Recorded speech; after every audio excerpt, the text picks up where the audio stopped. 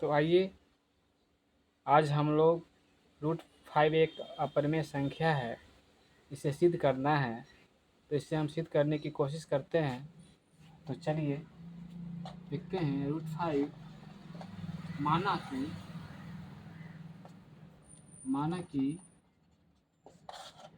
Root 5 एक परिमेय संख्या है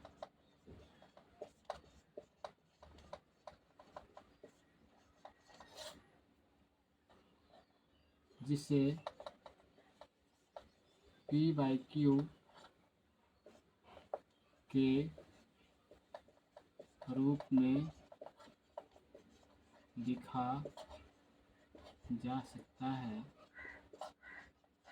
जहाँ p और q क्या है? पूर्णांक संख्याएं हैं। पूर्णांक संख्या क्यों माने? क्योंकि यह माइनस में भी हो सकता है, -2/3 भी लिख सकते हैं, 2/3 भी लिख सकते हैं। ऐसा थोड़ी है कि हमेशा इसमें प्राकृत संख्या ही लिखाएगा, -2 भी तो लिखाया जा सकता है। तो माइनस क्या हो गया? पूर्णांक में।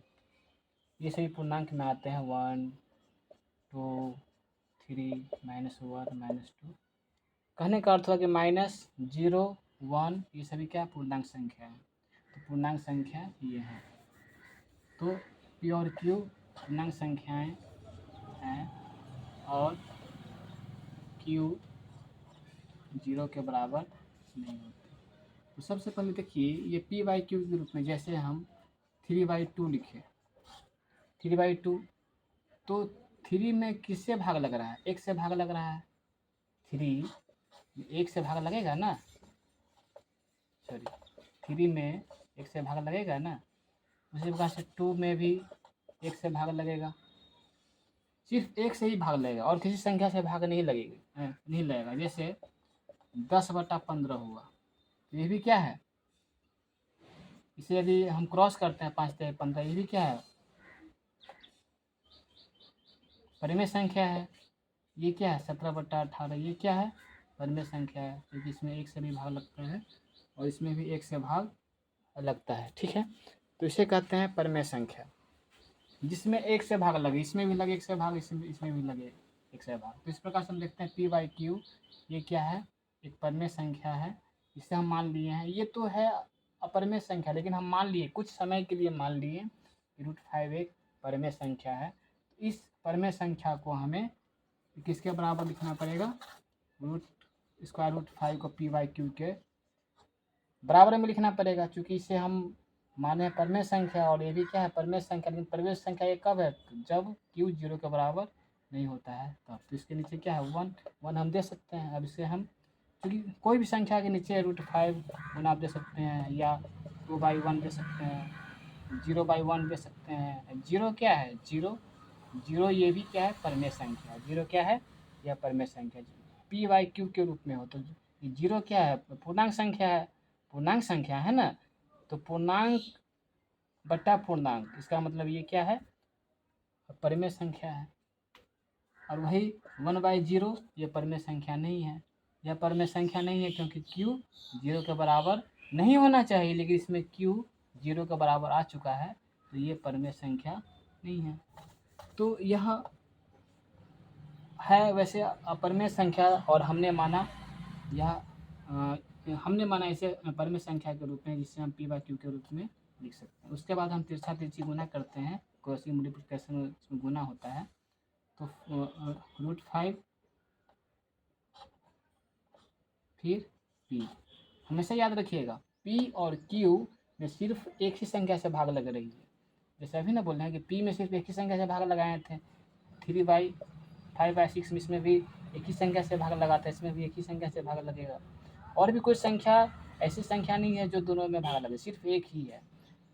तो अभी हम जो इतना कर रहे हैं, तो एक से भाग लगाने के लिए ही हम लोग इतना जो इसको अपरिमेय संख्या को परिमेय संख्या माना, जो इसके बराबर लिखे हैं। अब इसे हम गुना करते हैं तो आता है क्या?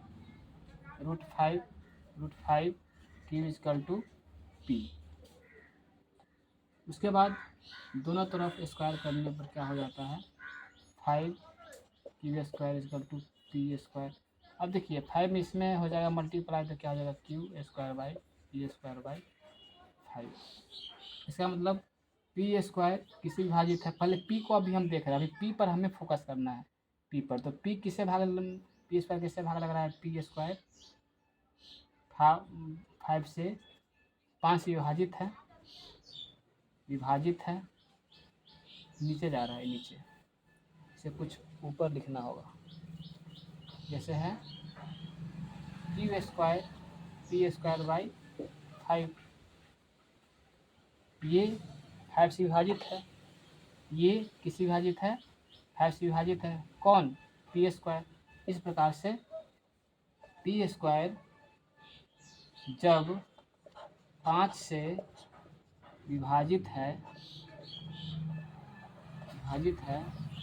तो यह तो विभाजित है तो पी भी 5 से विभाजित होगा। विभाजित का अर्थ होता है भाग, भाग इसमें लगेगा।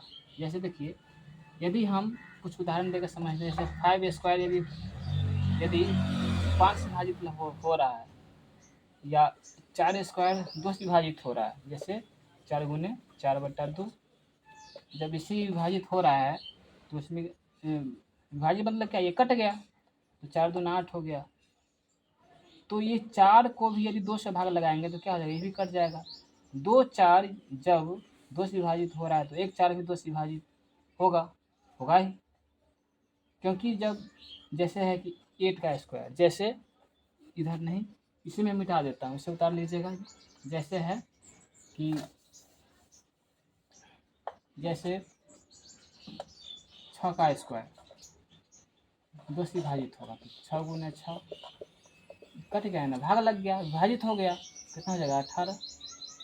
उसी प्रकार से 6 भी तो 2 से विभाजित हो जाएगा, 3 से 3 हो गया।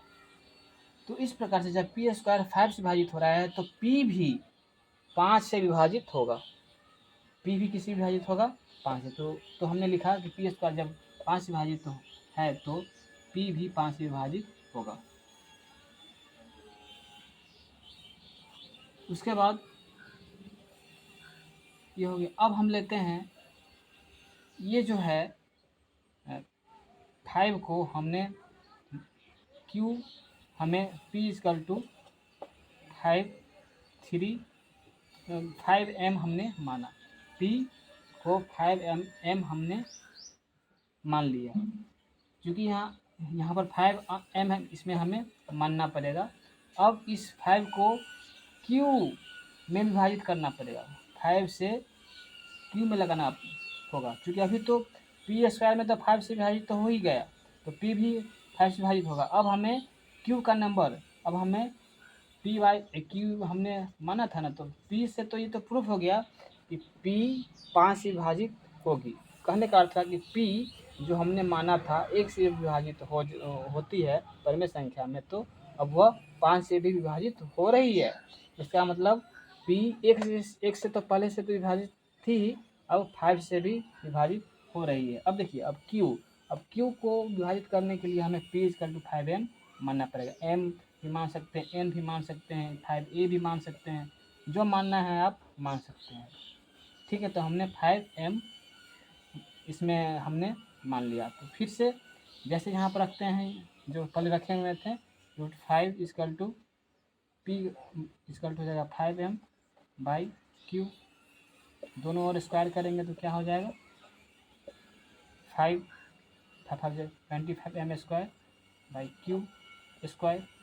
फिर क्यू स्क्वायर इसे मैं मिटा देता हूँ, इसमें हो जाएगा क्या, यहाँ पर 5q स्क्वायर 5, यहाँ से ठीक है, 5q स्क्वायर इजकल टू, इसे हम यहाँ पर मैं लेता हूँ, रूट 5 का square equal to 5m square by Q.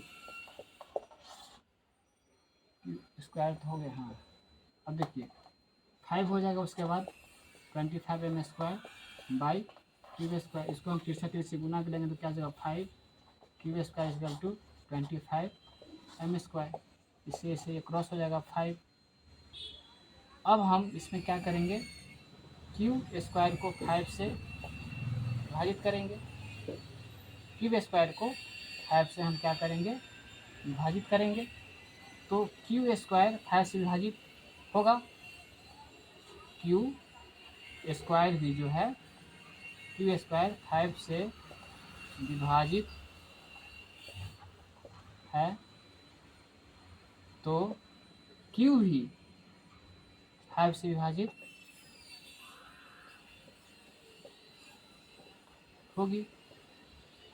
देखिए जैसे इसमें p से विभाजित था, क्या पी स्क्वायर जब 5 से विभाजित था तो p भी 5 से विभाजित होगी। इसी प्रकार से पहले p का नंबर हम निकाले थे, अब हम q को लिए हैं। q जब 5 से विभाजित है तो क्यू स्क्वायर 5 से विभाजित है तो q भी 5 से विभाजित होगी।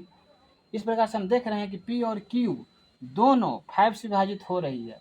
एक से तो विभाजित हो ही रही थी संख्या, p और q अब 5 से भी विभाजित हो रही है। इसका मतलब जो हमने माना था p/q एक परमेय संख्या है, एक से विभाजित हो रही है, 5 से भी विभाजित हो रही है, इसका मतलब वो अपरमेय संख्या नहीं है। इसका मतलब जो हमने माना था कि √5 एक अपरमेय संख्या है, तो वो हम गलत माने थे। कहने का अर्थ हुआ, इसे उतार लीजिएगा, कहने का अर्थ हुआ कि हमने माना था p/q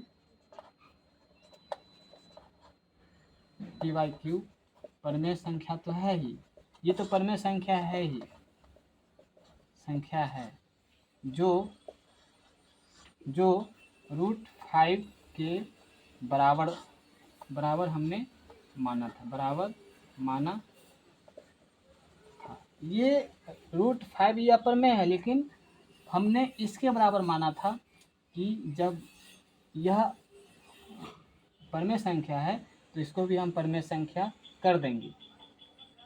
लेकिन ये क्या हुआ, लेकिन इसकी एक शर्त थी, क्या इसको हम इसके बराबर माने थे, परमेय संख्या तो ये तो है ही, इसके बराबर हम माने थे, लेकिन इसकी शर्त थी, परमेय संख्या की शर्त होती है कि इसमें p में 1 से भाग लग जाता है और q में भी 1 से भाग लग जाता है। जैसे देखिए ना 12/5, 12 में 1 से भाग लग जाएगा, इसमें भी 1 से भाग लग जाएगा।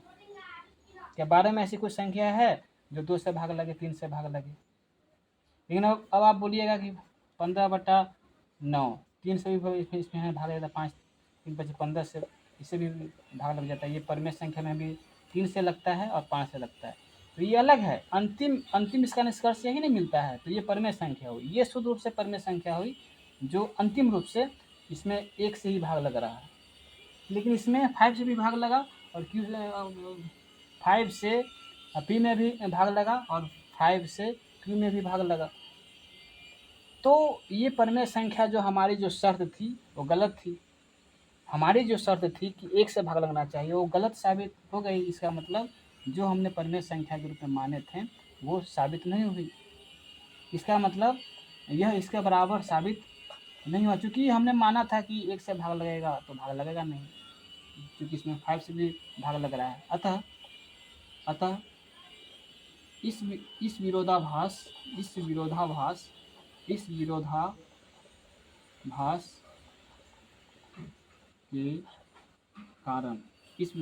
के कारण √5 एक अपरमेय संख्या है। ये तो अपरमेय संख्या है, लेकिन हमने माना इसके बराबर कि यह इसके बराबर यदि करके देखते हैं, यदि 1 से भाग लग जाएगा, सिर्फ 1 से, तो ये परमेय संख्या हो जाती। लेकिन ये तो शुरू से ही अपरमेय संख्या है। जो व्यक्ति गलत है तो वो तो गलत ही रहेगा, चाहे आप उसे अच्छा मानिए या कुछ भी उसे अच्छा से उसे उसका एक पहचान दिलवाइए समाज में, लेकिन जो बुरा व्यक्ति है वो अपना कुछ ना कुछ छाप वह छोड़ ही जाता है। तो ये अपरमेय व्यक्ति था, इसे हमने परमेय माना, लेकिन वह उस प्रमेय पर वो खरा नहीं उतरा। उसमें 1 से तो भाग लगना चाहिए था, लेकिन वह 5 से भी भाग P में लग गया और Q में लग गया, तो ये प्रमेय संख्या के श्रेणी में नहीं आ पाया। और जब ये नहीं आया तो ये कहाँ से आएगा? अतः इस विरोधाभास के कारण √5 एक अपरिमेय संख्या है। तो ये हमारा प्रूफ हो चुका है। तो ठीक है फ्रेंड्स, मैं उम्मीद करता हूँ कि आप लोग अच्छी तरह से समझ गए होइएगा। थैंक्स।